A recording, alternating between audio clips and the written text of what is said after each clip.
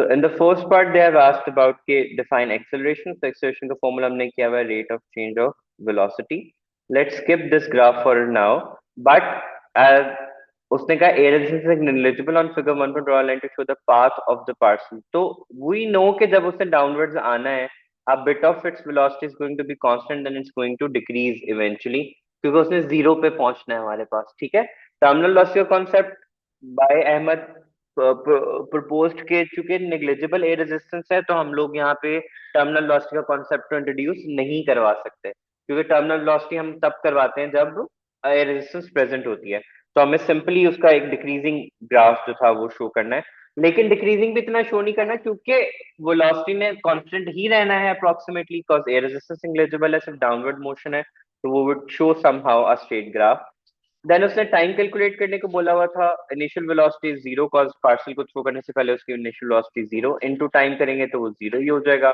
H उसने हमें 63 दिया हुआ था यहाँ पे, और इनिशियल एक्सेलेरेशन चूंकि ए रेजिस्टेंस एब्सेंट थी, तो a would be replaced by g into t square. तो हाफ जी टी स्क्वायर का फॉर्मूला लगा के इक्वेशन रीअरेंज किया and we got the answer of time as 3.6. Then he asked for the vertical component of the velocity. Then हमने 2as is equals to vf square minus vi square का formula लगाया. Initial velocity was again zero, हमने उसको put किया and we got the answer for the velocity. And final velocity निकालने के लिए obviously हमें उसके वर्टिकल एंड हॉरिजॉन्टल को क्या करना था, पैथागोरस थ्योरम के अकॉर्डिंगली हमने उनको क्या कर दिया, ऐड कर दिया. जैसे वेक्टर का मैग्नीट्यूड नॉर्मली कैलकुलेट करते हैं, we got the answer 55. Then the principle of conservation of momentum, तो इसमें हमने डिस्कस कर लिया कि बिफोर एंड आफ्टर जो है वो क्या रहता है हमारे पास, कोलिनियन कांस्टेंट रहता है. द वेरी फर्स्ट थिंग उसने बोला, show that the speed of the ball y, which is ball y, is 8 meters per second. तो लेट्स से कि initial momentum is equal to final momentum का फॉर्मूला लगाएंगे, लेकिन एक मार्क्स का question है. चलो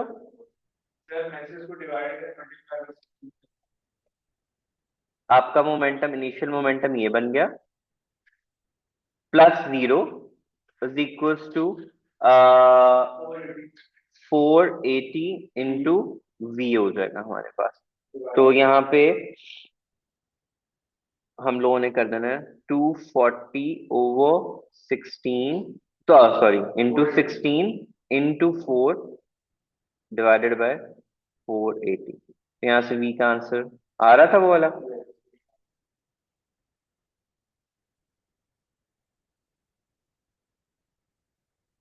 फिर calculate the change in kinetic energy, तो उसमें 1/2 m vf square minus vi square of the balls during kinetic energy. ठीक है. तो हमारे पास मैसेस भी डिफरेंट है, तो हम दोनों का इंडिविजुअली लेंगे, क्योंकि उन्होंने बोथ बॉल्स का बोला हुआ है. तो I would have to use the different equation.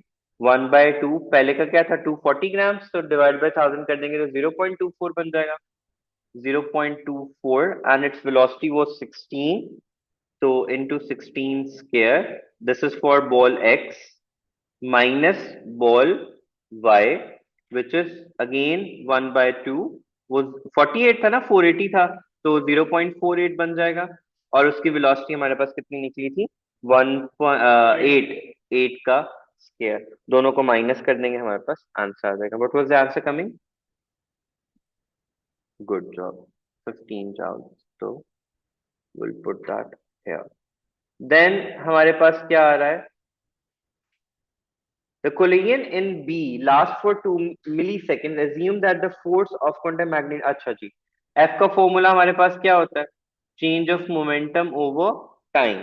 Change of momentum हमें कैलकुलेट करना था, या मोमेंटम उसका हमारे पास क्या आया था, 0.24 into 16 divided by 2 into 10⁻³ put करना था. क्या आंसर आया, 1900 लिख देंगे. अच्छा, अगेन मैं आपको ये पॉइंट रिपीट कर रहा हूं कि हमारे, ये तो ओलेवस का फॉर्मूला है हमारा, force is equal to rate of change of momentum over time, क्योंकि उसने with respect to ball X बोला हुआ था, तो इस वजह से हम लोगों ने वो use that data in our question. Direction हमारे पास क्या होगी, लेफ्ट साइड पे कॉज इम्पल्स है तो एक फोर्स वो उस पे अप्लाई करेगा तो रिएक्शन फोर्स ऑपोजिट डायरेक्शन में हमारे पास आएगी। फिर उसने क्या compare the magnitude direction of the forces exerted on ball y by ball x during the collision with answer to C1. No further calculations are required. Let's not forget that the ball x is 240 grams and ball y is 480 grams. ठीक है, तो उसके impacts के accordingly हम लोगों ने जो था उनको करना था। अब सिंस हम law of conservation of momentum के अकॉर्डिंगली बात कर रहे हैं, तो law of conservation of momentum के accordingly magnitude of applied forces क्या होता है, इक्वल होता है, only the direction is opposite. तो उसने कैलकुलेशंस हमें नहीं बोला हुआ था करने को, तो using the concept of law of conservation of momentum we are going to write the magnitude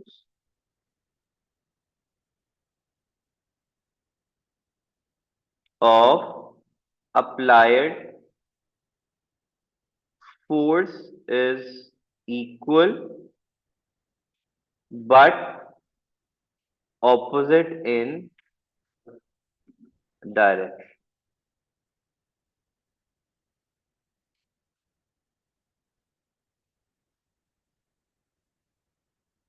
next उसने बोला हुआ है state the principle of movement. तो प्रिंसिपल ऑफ मूवमेंट हमें क्या कहता है, द क्लॉक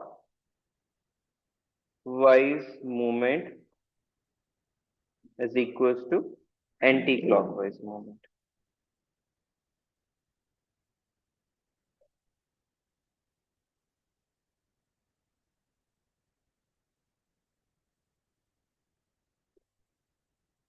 टू मार्क्स नहीं, वन मार्क्स का है, we do not need to get into detail of it.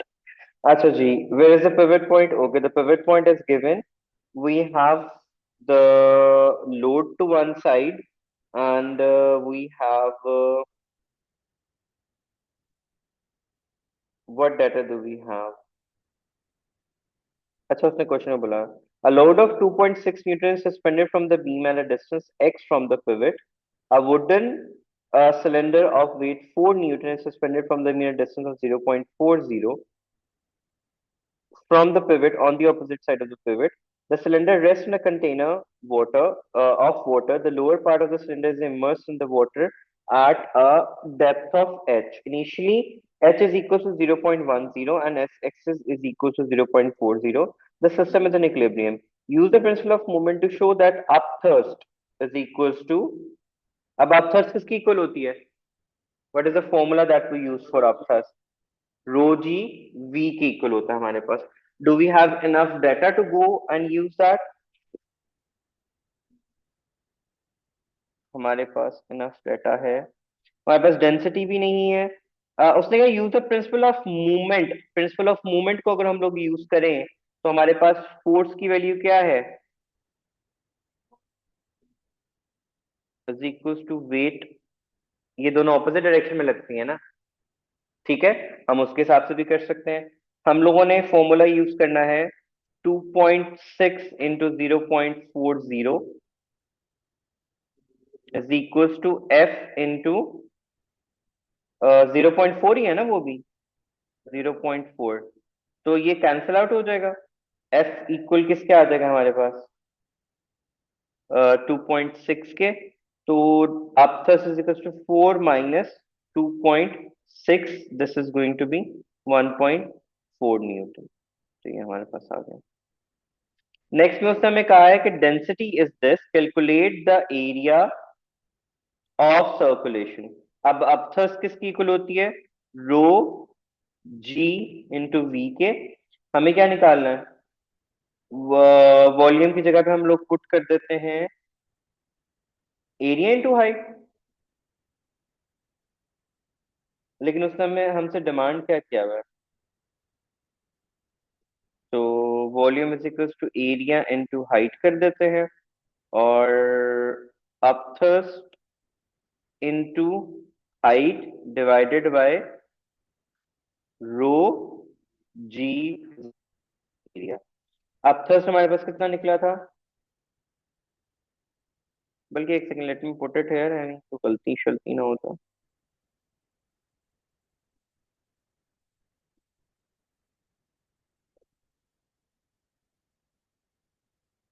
अच्छा जी, अब थर्स्ट आ गया हमारे पास into rho g v, which is equals to rho g area into height. तो हाँ, गलत ही करा था ना, अच्छा हुआ क्वेश्चन लिख ली। अब थर्स्ट ओवर रो जी एच आएगा 1.4 divided by 1 × 10⁻³ into 9.8 into height. Height कितना दिया हुआ था उसने? 0. हाँ, ये दी हुई है, एच इज इक्वल टू 0.10।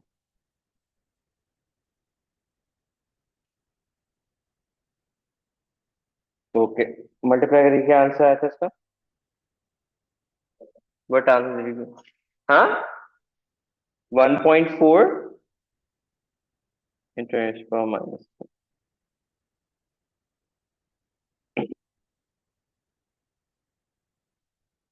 अच्छा जी, अब उन्होंने हमें क्या बोला हुआ है कि more water is gradually added to the container so that depth h is figure 3.1 gradually increases.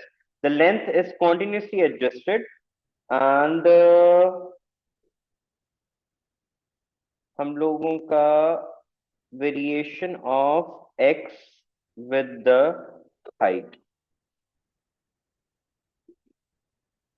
x ये वाला पॉइंट है हमारे पास।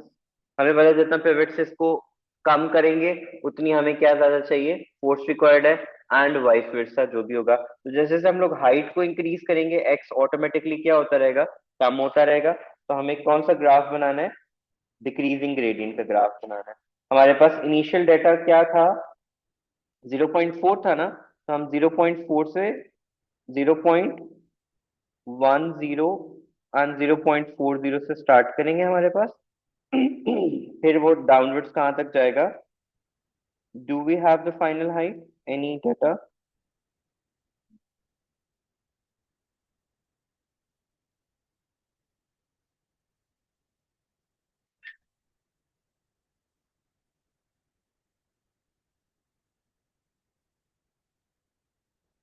यहाँ तक ही हम लोग ले जाते हैं। ये आनी स्टेट है, मुझसे थोड़ी टेढ़ी मेढ़ी लग गई है।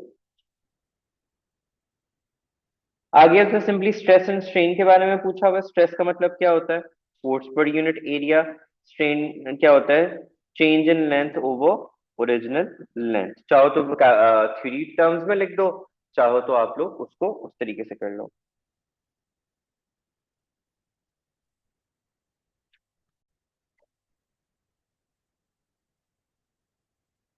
Two wires X and Y with equal unstretched length of 0.84 meter are suspended from fixed points that are same horizontal level. The lower end of the wires are attached to a beam of negligible mass. The beam is horizontal and in equilibrium as in shown in figure 4.1. We have been given the Young's modulus. The wire is made of different metal. A load of weight 18 meters suspended from a beam and distance from the two wires. The load both wires extends to 0.47 metre. तो Young's modulus किसकी equal होता है? Stress over strain के। And let's put the values. F over A into, ऊपर हमारे पास क्या आ जाएगा? चेंज इन लेंथ और ओरिजिनल लेंथ हमारे पास ऊपर आ जाएगी, नीचे चेंज इन लेंथ आ जाएगा। उसने एरिया कैलकुलेट करने को बोला हुआ, ठीक है। Area would be equals to, F की वैल्यू हमारे पास कितनी थी? 9। ओरिजिनल लेंथ कितना था? 0.84 ओवर यंग्स मॉडुलस की वैल्यू कितनी थी? 1.9 इंटू 10⁻⁹ एंड जो चेंज इन लेंथ प्रोड्यूस हुई थी वो सामने लिखी हुई है 0.47 into 10⁻⁻3। Put it into the calculator and what's the answer coming? Into 10⁻⁻6. I'm looking the answers from there as well. Do we understand? Then a wire Y has a greater diameter than A. Let's not forget कि अभी अभी हमने formula लिखा कि Young's modulus is equals to force into length over area into delta L. ठीक है, अब उसने क्वेश्चन क्या बोला है, wire X wire has a greater diameter than wire X, explain without calculation the Young modulus of the metal wire is made less than the वो as greater than 1.9 since F, L and X are all the same.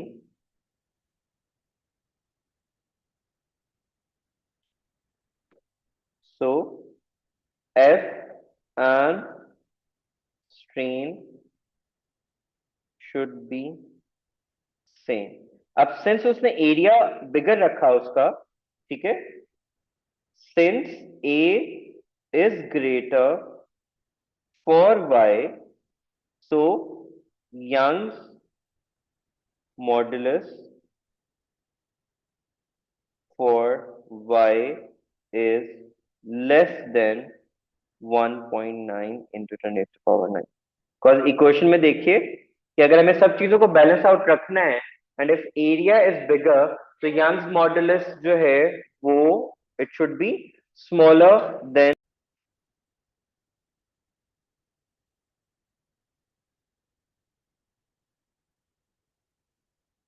अच्छा जी,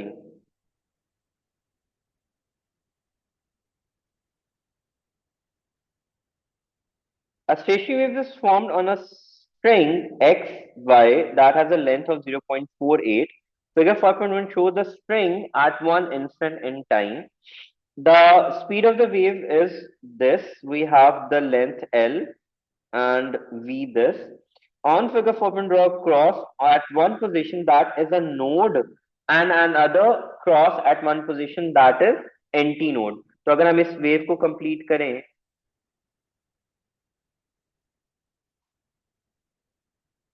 oh my God, I should be Picasso now. तो nodes हमारे पास कौन से बन रहे हैं, anti nodes ये बन रहे हैं,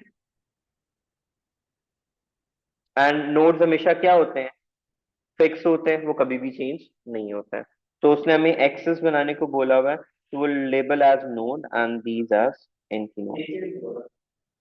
मैं भाई जनरली अगर मैंने बता दिया तो should I be hanged for this, मैं पूछ जाऊं यहाँ से। हाँ शीशा नहीं है, दैट्स हिज मेन कंसर्न। अच्छा जी, आगे उसने आपसे बोला हुआ है what is expected of us, show that the wavelength of the wave produced is 0.32. Explain your reasoning. Total हमारे पास कितनी वेव्स बन रही हैं, 1.5 वेव्स बन रही हैं, एंड 1.5 ऑफ 0.48 देखो बन रहा है 0.32। हाँ, 1.5 into 0.48 is equals to 0.32। हाँ, मैंने वही तो पूछा किससे बन रहा है उससे। एक्चुअली हमें 2/3 और 0.48 लेना था, उस उससे 0.38 बन जाएगा, बिकॉज 1.5 इज 2/3 ही बनता है ना। हाँ, 2/3 of 0.48 would give us 0.32। Check कर लो, 1.5 2/3 बनता है ना, तो रेसिप्रोकल लेंगे 2/3 बन जाएगा।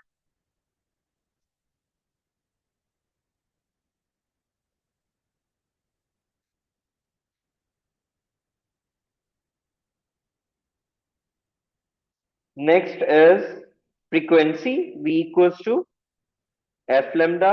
Do we have speed, we have wavelength, so हमें क्या निकालना है, फ्रीक्वेंसी। स्पीड कितनी दी हुई है, 1400 डिवाइडेड बाय 0.32, तो it's coming out to be 4400 hertz. फिर उसने बोला कैलकुलेट द, अच्छा डॉपलर्स इफेक्ट का फॉर्मूला है, source of sound of waves of frequency 780 hertz is on a rotating platform, the speed of the source is 3.39। तो V S हमारे पास ये है, वी ऊपर उसने हमें ऑलरेडी दी हुई थी, कहाँ थी, ये दी हुई है V, एंड हमें मैक्सिमम फ्रीक्वेंसी निकालनी है। तो माइनस के साइन के साथ आएगा, क्योंकि मैक्सिमम आना है तो डिनोमिनेटर में माइनस आना जरूरी है हमारे पास। तो observed frequency is equals to source into V over V minus US।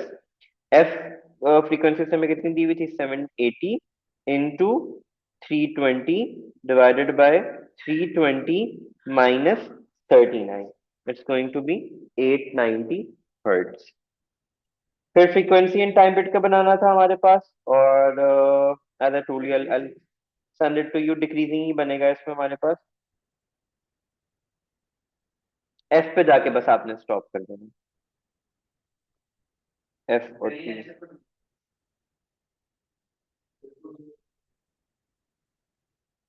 मैंने कहा मैं आप लोगों को ग्राफ्स बाद में बना के आराम से भेजता है अभी।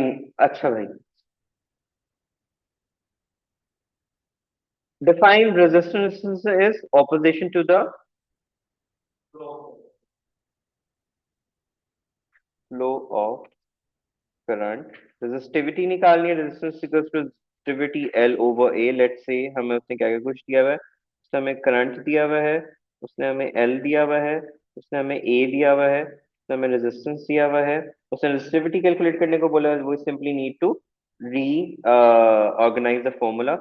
तो 0.33 multiply by area, which is 8 into 10 raised to power 6 divided by sorry minus 6 divided by length, which is 2.4 meters। तो क्या आ रहा था, 1.1 to next power minus 6 units given है। चार्ज हमें निकालना है, I is equals to N A Q V। Drift velocity हमारे पास है, Q हमें निकालना है। तो I is 4.7 divided by number of charges हमें दिए हैं।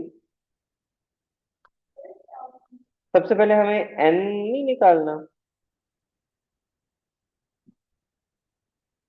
Q इज इक्वल टू, हाँ आई टी भी दिया हुआ है उसने। Q is equal to I T. I is 4.7 and T is 5 into 60 सिर्फ करना है। क्या आंसर आया? अच्छा, वो नेक्स्ट में उसने N कैलकुलेट करने को बोला हुआ। तो N is equal to 4.7 divided by 8 into 10 raise to power minus 6। Q हमारा अभी क्या निकला है, 1400। एंड V उसने हमें कितना दिया हुआ है, सॉरी Q तो हमारे पास यहाँ पे 1.6 इंटू टेन पावर माइनस 19 आ जाएगा ना। एंड ड्रिफ्ट वेलोसिटी उसने हमें दी हुई है। तो ये वाली इक्वेशन रीअरेंज की है, तो N is equal to current over area into 1.6 into 10 raised power minus 19 charge on an electron, and drift velocity 0.16 into 10 raised to power minus 3। तो क्या आंसर है इसका?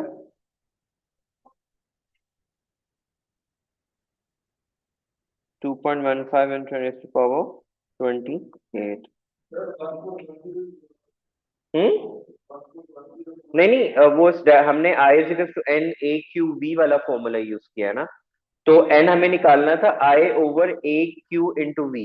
ए की वैल्यू उसने हमें कितनी दी हुई थी, 8 in ten to power minus 6। Q charge on electron होता है, 1.6 इन टेन टू माइनस 19, और ड्रिफ्ट वेलोसिटी से 0.16 मिलीमीटर पर सेकंड दी हुई। हमने सिर्फ डेटा पुट किया। फिर उसने कहा था वायर एंड बी में B consider to be a fixed resistor, it is connected in series with a thermistor to a battery and a negligible resistance in the circuit, जो भी है। तो हमें क्या क्या अटैच करना है, एक रेजिस्टर लेना है और एक थर्मिस्टर लेना है। यही होता था ना सिंपल। हम वैसे ही शो करने के लिए एमीटर और वोल्टमीटर भी ऐड कर देते हैं। फिर explain without calculation how the power dissipated in the wire changes the temperature of the thermistor is increased. We know कि temperature has an inverse relationship with the resistance of the thermistor, और जब वो series में connected है तो overall resistance में क्या हो जाएगा, डिक्रीज हो जाएगी हमारे पास, ठीक है.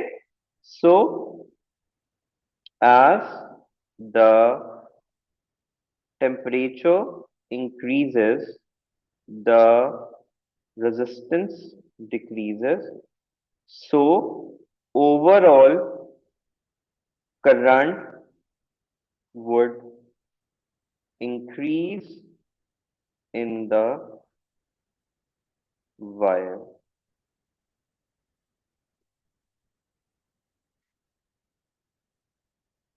So power dissipated would increase. Cos P is equals to VI के हिसाब से करें तो भी, I स्क्वायर ओवर R करें तो भी, इन एवरी फॉर्मेट हमारे पास जो है वो वैल्यू ने क्या करना है, चेंज करना है.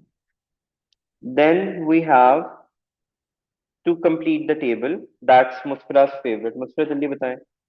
आपके पर क्या आ जाएगा, 2/3. एंटी क्वार्ट में क्या आएगा, -2/3. क्वार्ट का एंटी क्लॉक जस्ट माइनस आना है. डाउन में हमारे पास क्या आएगा, -1/3. एंटी क्वार्ट क्या हो जाएगा, +1/3. स्ट्रेंज हमारे पास क्या होगा, और एंटी स्ट्रेंज क्या होगा, +1/3. फिर state the name of the class of group of fundamental particles to which barons and mass जो है वो बिलोंग करते हैं. वो कौन से होते हैं, हेड्रॉन्स होते हैं. दो ही कैटेगरीज थी हमारे पास, एक हेड्रॉन थी और एक क्या थी, लेप्टॉन. हेड्रॉन में हमने कहा था ह्यूज पार्टिकल्स आते हैं, और लेप्टॉन्स में क्या आते हैं, smaller. Compare barons and masons in terms of their constituent particles. ठीक है, तो बैरन्स जो है वो दे कॉन्स्टिट्यूट और थ्री, कितने मार्क्स हैं, 2 मार्क्स हैं, 3 क्वार्ट्स एंड मेसॉन. ये इसकी प्रोनाउंसिएशन देखना क्या होता है, कभी मैंने बॉर्डर नहीं किया. मीजन्स भी, मिजॉन्स भी कह रहे होते हैं, मीजन्स. वैसे अगर हम इंग्लिश वोकैबुलरी में देखें तो एस का ही साउंड देना चाहिए इसको.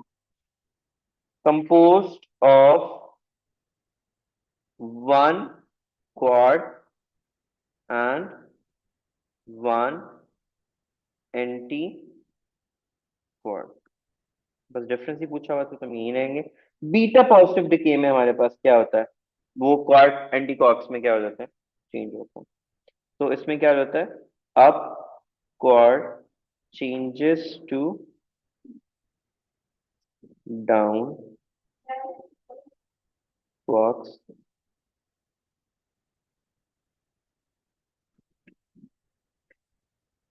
पॉजिट्रॉन, कितने मार्क्स हैं, 2 हैं, तो पॉजिट्रॉन एंड इलेक्ट्रॉन